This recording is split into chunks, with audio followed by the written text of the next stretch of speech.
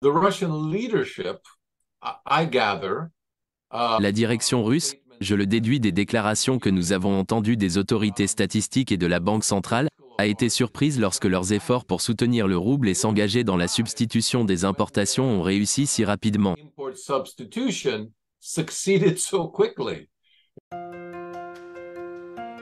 Bonjour à tous, ici Pascal de Neutrality Studies, et aujourd'hui j'ai de nouveau avec moi Nikolai Petro. Il est professeur de sciences politiques à l'Université de Rhode Island et un expert sur la Russie et l'Ukraine. Il y a un an, il a publié un travail remarquable intitulé La tragédie de l'Ukraine, ce que la tragédie grecque classique peut nous apprendre sur le conflit. J'avais discuté de son livre avec lui à l'époque, alors jetez un œil si cela vous intéresse. Mais aujourd'hui, nous voulons parler de l'un de ses articles les plus récents publiés sur antiwar.com. Il y discute de ce qui pourrait être la suite pour l'Ukraine. Nikolai, merci beaucoup de te joindre à moi de nouveau. C'est agréable d'être de nouveau avec toi, Pascal. Dans votre article, vous mettez en lumière les échecs des tentatives occidentales d'affaiblir la Russie politiquement, économiquement ou militairement. Vous présentez ensuite un scénario réaliste, ou disons, le meilleur scénario possible pour parvenir à une fin négociée de la guerre. Cependant, j'aimerais discuter un instant de la Russie et de sa relation avec l'Occident. Tout le monde ici est d'accord avec votre argument selon lequel la Russie est probablement aussi forte qu'elle ne l'a jamais été depuis sa reconstitution en 1991. Mais croyez-vous que les dirigeants de l'Occident collectif reconnaissent cette force, malgré la propagande incessante des sources principales?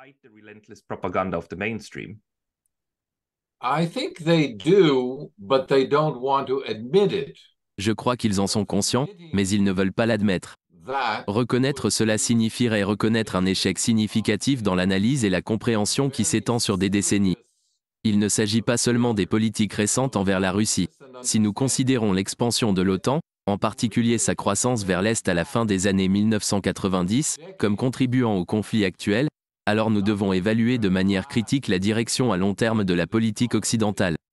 Le problème ne réside pas dans un leader ou un autre, mais dans la position globale de l'élite politique occidentale. Nous ne résoudrons probablement pas cette impasse tant que les dirigeants occidentaux ne seront pas disposés à s'engager avec la Russie et à entrer en dialogue sur un pied d'égalité. Russia and to dialogue with Russia as an equal.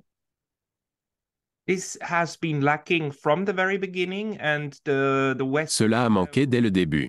L'Occident n'a pas saisi l'opportunité en décembre 2021 lorsque deux projets de traité ont été présentés. Ils auraient dû prendre la Russie au sérieux et accepter de s'asseoir et de discuter. Maintenant, nous savons qu'il y avait une autre chance à la fin de mars 2022, lorsque la guerre était presque terminée. Un texte de projet avait apparemment été négocié. Puis Boris Johnson s'est envolé pour Kiev, et l'Occident a dit à l'Ukraine de continuer à se battre, tout en prétendant qu'il ne faisait que soutenir l'Ukraine. Mais il devient de plus en plus clair que cela pousse l'Ukraine dans une situation dangereuse tout en niant toute implication. Alors la question est, comment la Russie a-t-elle réussi à tenir tête à l'ensemble des forces de l'OTAN qui lui étaient dirigées, à défaut de troupes de l'OTAN réelles? Quelle est votre analyse? Comment la Russie a-t-elle accompli cela? What's your analysis? How did Russia do that? That, uh, so whenever there is a mismatch in expectations, Il y a un décalage entre les attentes de ce que l'on pensait qu'il se passerait et ce qui s'est réellement passé. Ce n'est pas juste que l'un des camps a réussi et l'autre échoué. Les deux, dans une certaine mesure, ont réagi de manière inattendue. Pour l'Occident, il est clair qu'ils ont non seulement sous-estimé la Russie mais aussi fondamentalement mal compris ce que la Russie avait accompli. Cela me rappelle les commentaires faits par des dignitaires américains, sénateurs et membres du Congrès qui ont visité la Russie dans les années 2000 et 2010.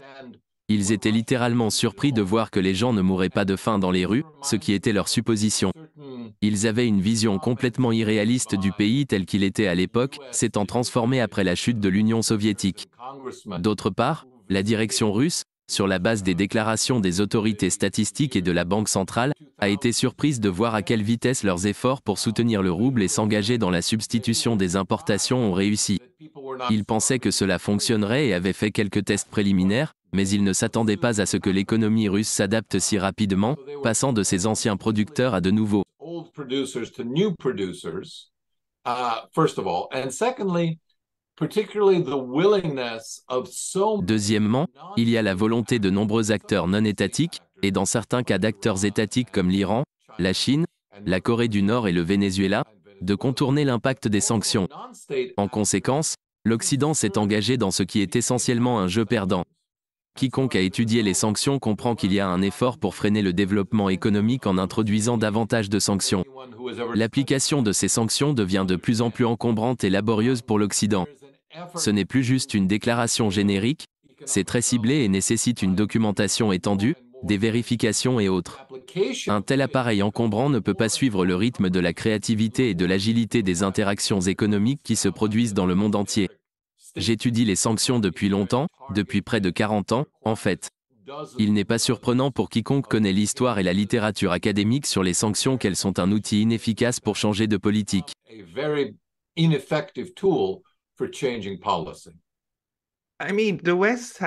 L'Occident avait, avec le recul, certaines des idées les plus amusantes.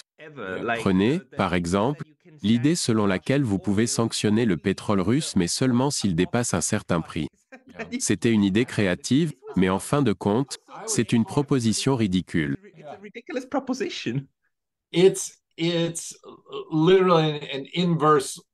Il s'agit essentiellement d'un monopole inversé ou d'un monopsone. Ils discutent, comme mon professeur d'économie à l'université l'expliquait, G. Warren Nutter, qui a servi en tant que secrétaire adjoint à la défense pour les affaires de sécurité internationale, ces sortes d'efforts ne réussissent jamais. Il mentionnait cela déjà dans les années 1970. Nous l'avons vu avec chaque tentative qui a été faite. L'exemple classique de son époque était l'embargo pétrolier arabe, qui tentait de restreindre l'offre et de faire monter les prix à des niveaux sans précédent aux États-Unis, mais cela aussi a échoué. Pourtant, nous continuons à emprunter le même chemin, à marcher sur les mêmes mines terrestres, n'apprenant rien des expériences passées. La seule raison à laquelle je peux penser pour cela est que les politiciens occidentaux ne sont pas principalement concentrés sur l'obtention de résultats. Leur but est de paraître comme s'ils faisaient un effort. Tant qu'ils transmettent cette image à leurs électeurs, et plus important encore, à leurs bailleurs de fonds, ils ne sont pas véritablement préoccupés de savoir si la politique est couronnée de succès.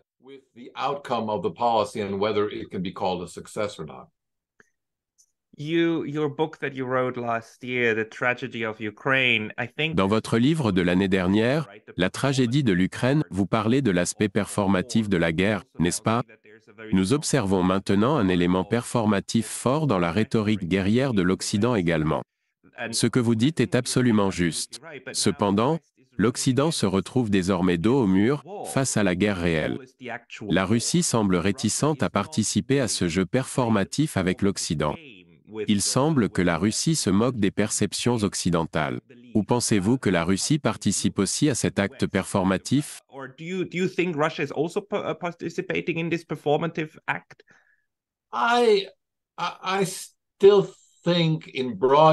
Je pense toujours que, de manière générale, von Clausewitz avait raison en disant qu'il est difficile de distinguer clairement entre les effets militaires et politiques, et que la meilleure stratégie est de voir l'un comme une extension de l'autre. Si vous les séparez, ce qui a tendance à être la politique occidentale, vous finissez par accomplir des objectifs militaires, qui sont mineurs dans l'ensemble. Mais alors vous risquez de perdre de vue l'ensemble et de perdre la guerre. En regardant la stratégie occidentale au cours des dernières décennies, nous voyons que la composante militaire a obtenu des succès individuels. Cependant, lorsqu'il s'agit de transformer ces succès militaires en gains politiques à long terme pour l'Occident, l'Occident n'a pas réussi à atteindre ses objectifs stratégiques, même s'il a réussi dans ses manœuvres tactiques. Ce que nous voyons maintenant, c'est une évolution très longue et lente de la stratégie de la Russie. Il est encore sujet à débat en Occident quelle est finalement cette stratégie. Il serait dans l'intérêt de la Russie de laisser l'Occident dans l'incertitude. Par exemple, lors d'une négociation, la Russie pourrait alors avoir l'option de dire « Nous pourrions pousser l'affaire militairement plus loin au détriment de l'Ukraine et des intérêts occidentaux, mais nous préférerions ne pas le faire et plutôt négocier. »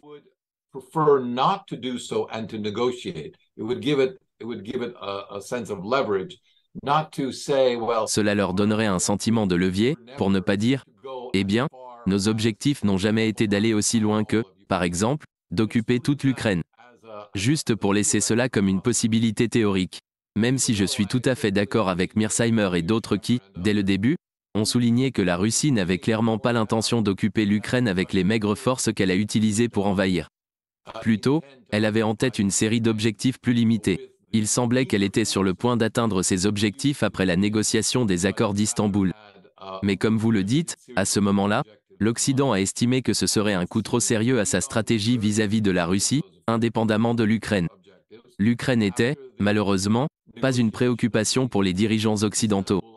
Ils utilisaient seulement l'Ukraine dans le contexte de l'établissement d'un nouveau containment de la Russie. C'était la seule raison pour laquelle l'Ukraine intéressait les dirigeants occidentaux.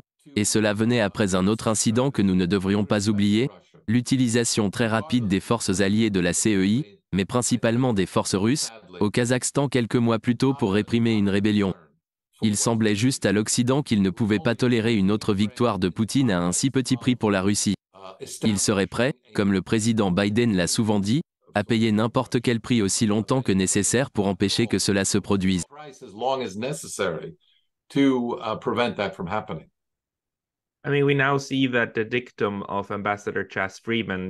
Je veux dire, nous voyons maintenant que le dicton de l'ambassadeur Shah Freeman, que l'Occident est prêt à combattre jusqu'au dernier Ukrainien, est absolument correct. Même maintenant, il n'y a toujours pas de discussion sérieuse émanant de l'Occident. Alors que nous parlons ici, très tard en novembre, le 28 novembre, il semble que quelque chose se passe en coulisses où l'Occident essaie de négocier avec la Russie. Dès le début, même avant la guerre, la Russie a dit « Nous ne voulons pas négocier avec Kiev. Nous voulons négocier avec Washington. Vous devez accepter que cela se passe entre nous. » Autant que je puisse le voir, la position russe est toujours que Kiev doit être prise en considération, et il s'agit de l'Ukraine. Mais pour les Russes, l'Ukraine n'est pas l'acteur principal avec lequel ils veulent réellement parvenir à un accord de sécurité pour l'Europe.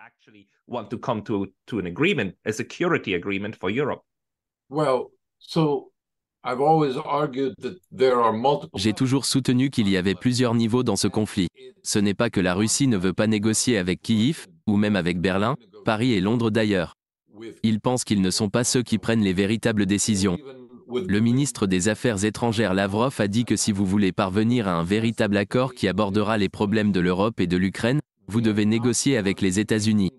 Les États-Unis doivent être impliqués car ils sont le principal bailleur de fonds de l'effort de guerre du point de vue de l'Occident. J'ai été frappé par la clarté avec laquelle cela a été exprimé par le secrétaire à la Défense Austin, le haut-commissaire de l'UE Joseph Borrell et le président Zelensky. Ils ont tous utilisé un langage très similaire, déclarant assez clairement « Nous savons comment mettre fin à cette guerre ». Chacun d'eux a dit à sa manière « Arrêtez l'aide. Si l'aide est arrêtée, cela mettra effectivement fin à la guerre. » Mais ensuite, ils ajoutent « Nous ne sommes pas prêts à faire cela. Nous ne voulons pas mettre fin à la guerre à ces conditions. » Cela a été le principal obstacle. Les États-Unis et l'Europe ne sont pas capables de définir ce qu'ils entendent par victoire. Ainsi, la définition est laissée à l'Ukraine, qui, du moins l'élite politique à Kiev, a décidé qu'elle n'avait rien à perdre en déclarant des objectifs maximalistes. Accomplir moins serait l'équivalent de leur perte. Ainsi, ils n'ont rien à perdre à plaider pour le maximum, même si cela signifie la perte de beaucoup plus de territoires et de nombreuses autres vies ukrainiennes.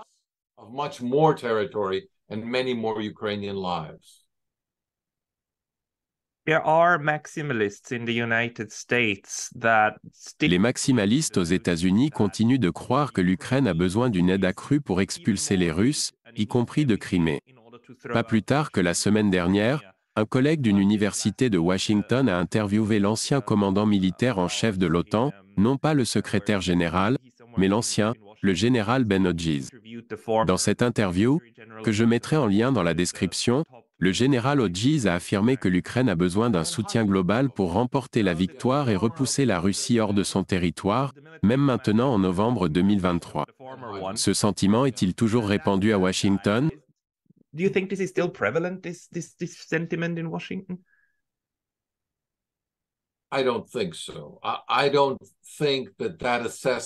Je ne pense pas que cette évaluation soit encore considérée comme réaliste par la majorité des analystes qui étudient la question.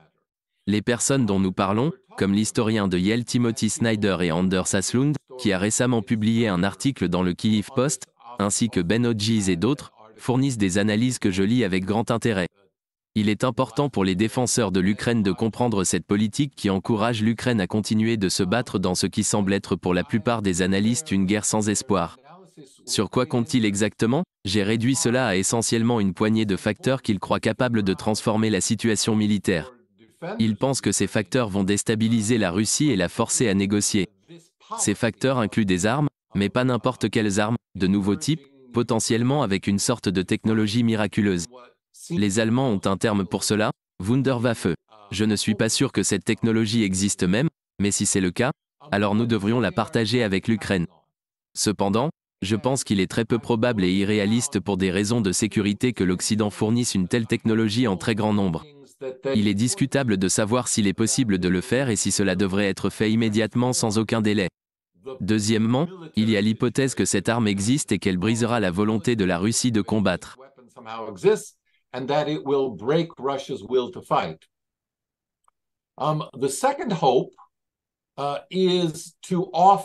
La deuxième espérance est d'offrir aux Ukrainiens un sentiment d'espoir en accélérant leur adhésion potentielle à l'UE et en négociant une importante initiative de donateurs, semblable à un plan Marshall. Cependant, l'aide que l'Occident a jusqu'à présent offerte à l'Ukraine dépasse déjà de loin la valeur du plan Marshall, une fois ajusté des dollars de 1948 à la monnaie d'aujourd'hui. Ces efforts pourraient transformer l'effort de guerre. Toutefois, il y a un problème. L'Occident ne dispose pas de l'armement nécessaire, ni de la capacité de production pour le livrer à temps. De plus, l'idée d'assouplir les règlements pour l'adhésion à l'UE, sans parler de l'adhésion à l'OTAN, qui est une perspective encore plus lointaine pour l'Ukraine, est irréaliste. C'est particulièrement impensable dans l'environnement contesté actuel où l'Ukraine se bat encore pour des parties de son territoire. Toutes ces possibilités, y compris les garanties de sécurité et les promesses financières, ne peuvent être réalisées qu'après une sorte de règlement politique. Il me semble que ceux qui plaident pour un effort militaire accru mettent la charrue avant les bœufs.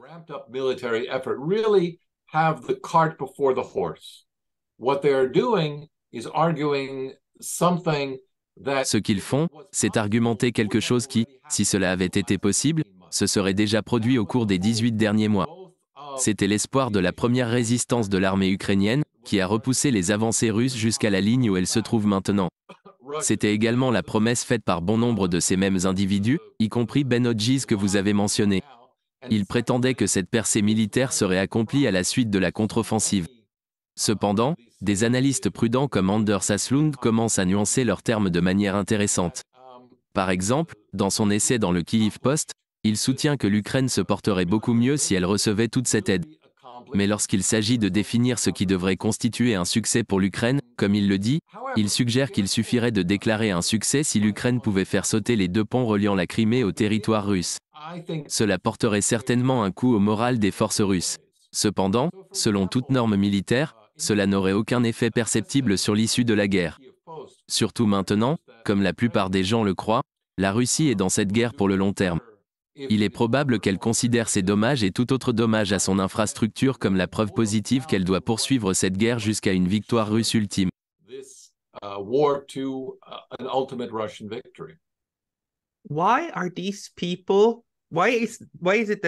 Pourquoi ces gens nous disent-ils que nous sommes naïfs et stupides lorsque nous voulons conclure un accord avec la Russie, alors qu'ils pensent que détruire un pont, qui peut être reconstruit en environ 1 mois et demi à 2 mois, c'est réellement gagner la guerre? Cela me semble tellement contradictoire.